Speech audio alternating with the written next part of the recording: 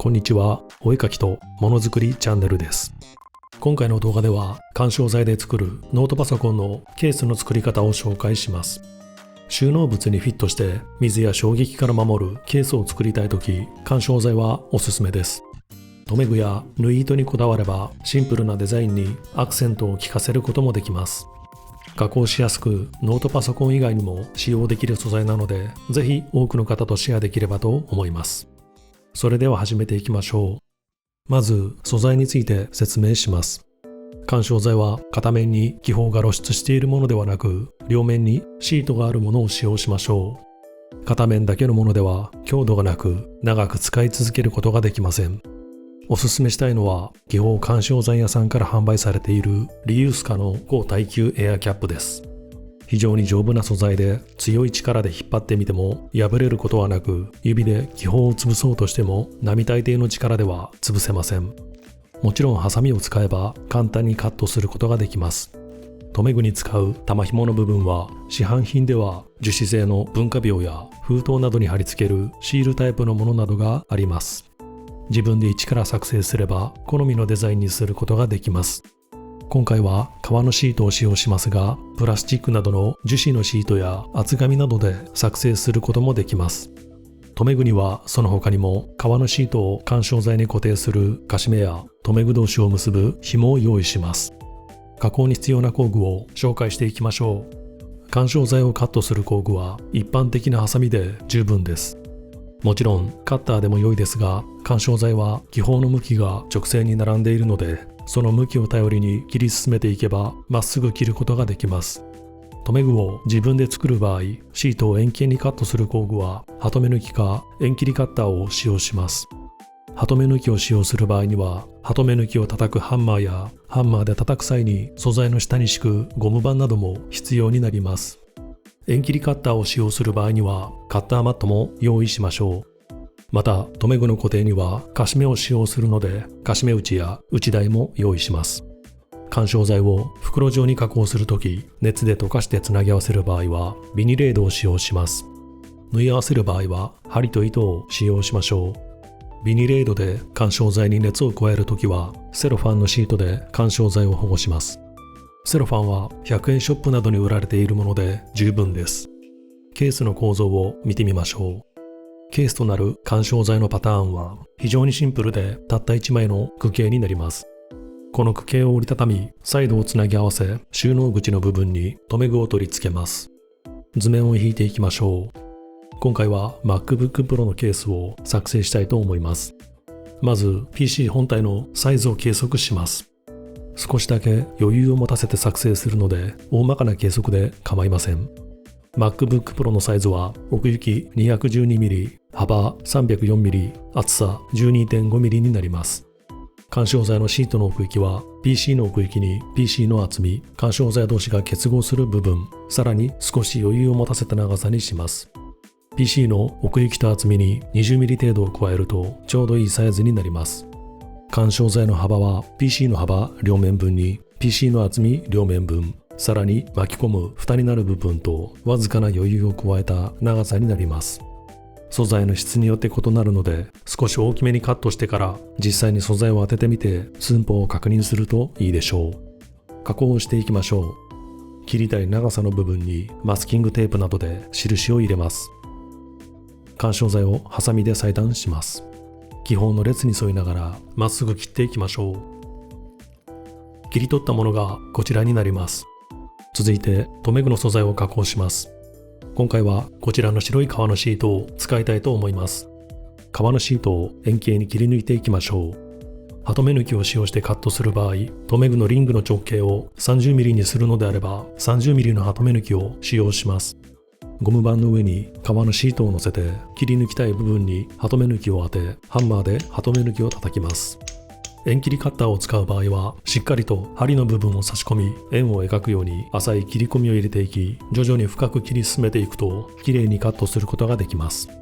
革以外の素材を使用するときも同じように加工して作成しましょう。厚紙などを使用するときは防水スプレーなどでコーティングすることをお勧めします。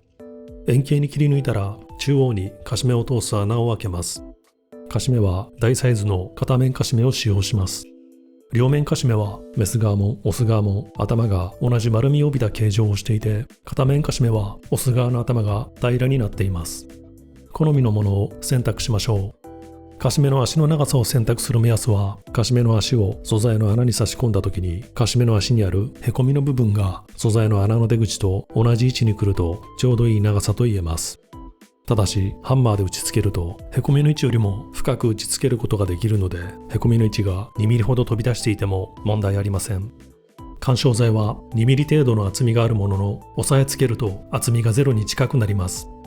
しかし、革のシートの厚みのみを前提にすると、カシメのメスがうまく差し込めず、打ち込みにくくなってしまいます。少し高さに余裕があるものを用意すると打ち込みやすくなります。カシメの足を通す穴の直径は3ミリになります。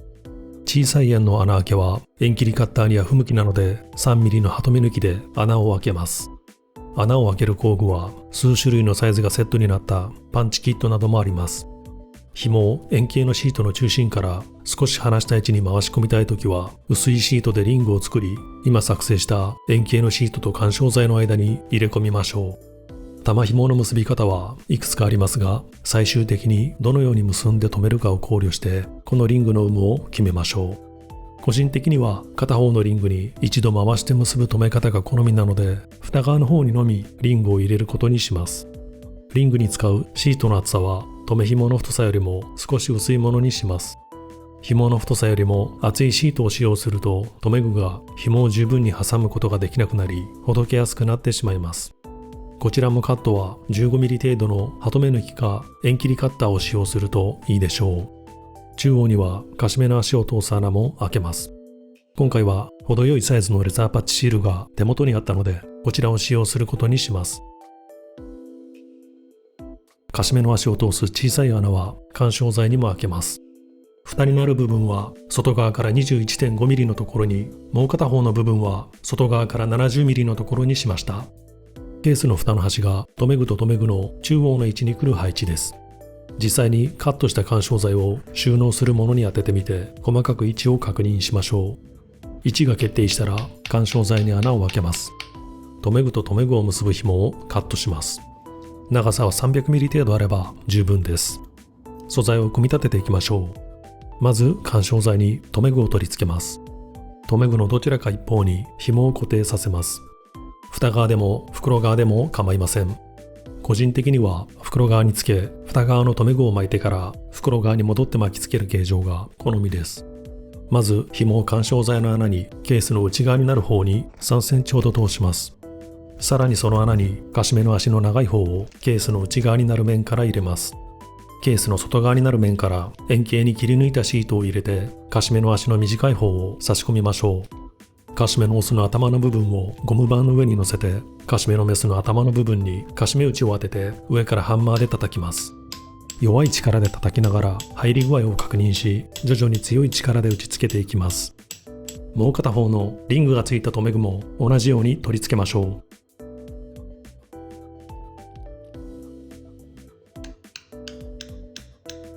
留め具がついたらケースの両サイドを結合しましょう。収納物がぴったり収まるように結合する位置にマスキングテープで印を入れます。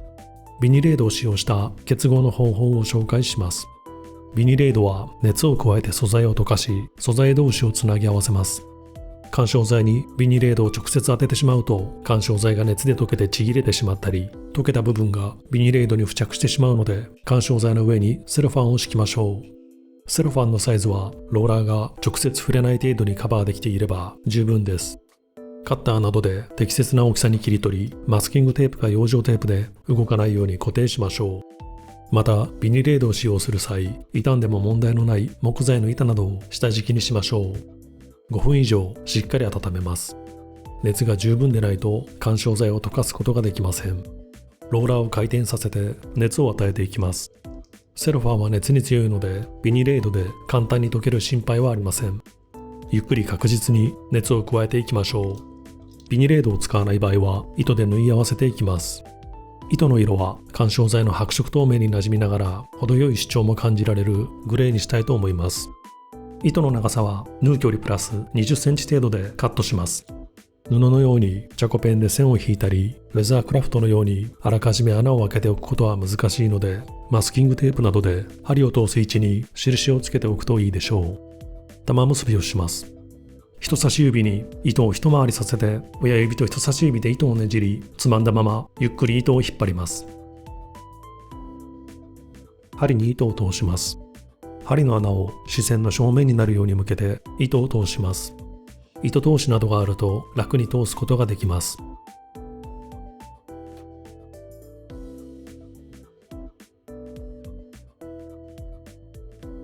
波縫いで端からもう一方の端まで縫ったら、折り返してその反対側から同じように縫っていきます。玉留めをします。